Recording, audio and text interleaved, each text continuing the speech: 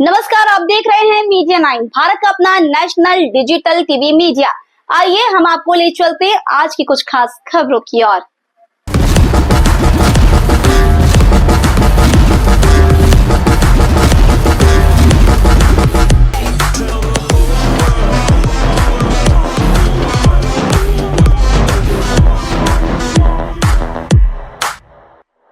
दिल्ली की मुख्यमंत्री रेखा गुप्ता ने दिल्ली के मंत्री कपिल मिश्रा के साथ उत्तरी दिल्ली में आजादपुर मंडी का निरीक्षण किया। दिल्ली की मुख्यमंत्री रेखा गुप्ता ने कहा, दिल्ली की सभी मंडियों की हालत इतनी खराब है कि पिछले 10-15 सालों में इन मंडियों में कोई काम नहीं हुआ। यहाँ सफाई, सड़क सुरक्षा व्यवस्था को लेकर कितनी समस्या है, जबकि सैकड़ों लोग यहाँ काम कर रहे हैं। यहाँ कोई विकास कार्य नहीं हुआ है। आम आदमी पार्टी ने इसे भ्रष्टाचार का अड्डा बना दिया था। दिल्ली की मुख्यमंत्री रेखा गुप्ता ने दिल्ली के मंत्री कपिल मिश्रा के साथ उत्तरी दिल्ली में आजादपुर मंडी का निरीक्षण किया। इस दौरान सीएम ने दिल्ली की पिछली सरकार को घेरा। उन्होंने कहा कि दिल्ली की किसी भी मंडी में पिछली सरकार ने कोई काम नहीं किया। दिल्ली की मुख्यमंत्री रेखा गुप्ता ने कहा कि दिल्ली की सभी मंडियों की हालत इतनी खराब है कि पिछले 10 से 15 सालों में इन मंडियों में कोई काम नहीं हुआ। यहाँ सफाई, सड़क सुरक्षा व्यवस्था को लेकर कितनी समस्या है, जबकि सैकड़ों लोग यहाँ काम कर रहे हैं। यहाँ कोई विकास कार्य नहीं हुआ। आम आदमी पार्टी ने इसे भ्रष्टाचार का अड्डा बना दिया। इसका हम दौरा कर रहे हैं। इसके आधुनिकीकरण की योजना बनाई जाएगी। सुरक्षा को मजबूत करके व्यवस्था को मजबूत किया जाएगा। भारतीय पर्यटकों और व्यापारियों द्वारा तुर्की और अजरबैजान के बहिष्कार पर उन्होंने कहा कि अगर कोई भी देश भारत के खिलाफ किसी भी तरह से शामिल होता है तो भारत के लोग उसका इस तरह से बहिष्कार करेंगे। भारत एकजुट है, एक मत है। देखिए, दिल्ली की सभी मंडियों का इतना बुरा हाल है कि पिछले 10-15 सालों में इन मंडियों में किसी भी प्रकार का कोई कार्य हुआ नहीं है। आज हम जब स्वयं आकर के यहाँ देखते हैं कितनी बुरी हालत यहाँ सड़कों की है, सफाई व्यवस्था की, सिक्योरिटी की, कोई भी प्रकार की सुविधा लोगों को यहाँ है नहीं, जबकि हजारों मजदूर और सैकड़ों ट्रेडर यहाँ काम करते हैं। जनता से जुड़ा हुआ विषय है और सैकड़ों ट्रक रोजाना यहाँ मूवमेंट करते हैं।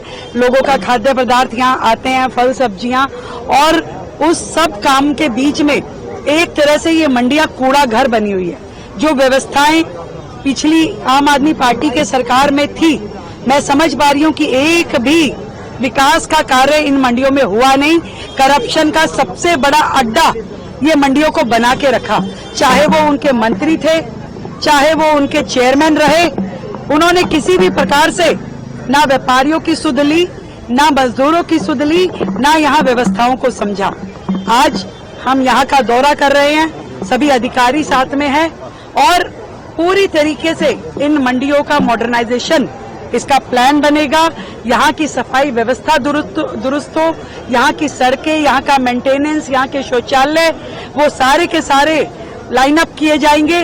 और सबसे महत्वपूर्ण सुरक्षा को यहाँ पे पुख्ता करते हुए पूरा सिस्टम दोबारा से रेनोवेट किया जाएगा और किसी भी प्रकार के करप्शन को पूरी तरीके से खत्म करने के लिए पूरा का पूरा संयोजन होगा। नई टीम बनेगी, नए लोग अपॉइंट होंगे और पूरा का पूरा मंडियों को सुचारू रूप से चलाने के लिए काम किया जाएगा। हमारे मंत्री जी स्वयं इस सारे कार्य को देख रहे हैं और पूरी तरीके से हर मंडी के लिए करेंगे।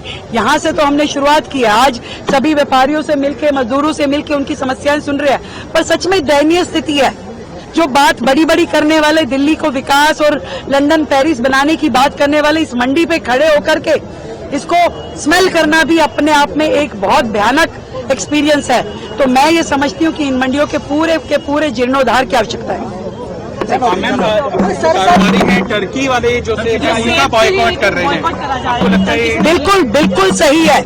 भारत के खिलाफ कोई भी देश यदि किसी भी प्रकार से इन्वॉल्व होता है तो उसका हर प्रकार से बायकॉट देश की जनता करेगी। मैं तो इन सारे व्यापारियों को साधुवाद देती हूँ कि जिन्होंने तुर्की की पूरी जो सेब का इंपोर्ट यहाँ पे होता था और वो व्यापार भारत के साथ होता था, व्यापारियों ने स्वयं से अपनी ऊर्जा के साथ जो मना किया है, ये सच में उनकी देशभक्ति है। भारत एकजुट है, एक मत है और किसी भी ऐसे देश जो आतंकवादियों के आका हैं, उनको सपोर्ट नहीं किया जाएगा, उनसे व्यापार बंद, वार्ता बंद, संबंध बंद। कई एजुकेशनल इंस्टीट्यूट है मैम, उन्होंने भी अपना MOU कैंसिल कर दिया है Jawaharlal Nehru university. 100% walkout, 100% cutout होना चाहिए ऐसे सभी देशों से जो हमारे देश के अंदर आतंकवाद को सपोर्ट करेंगे।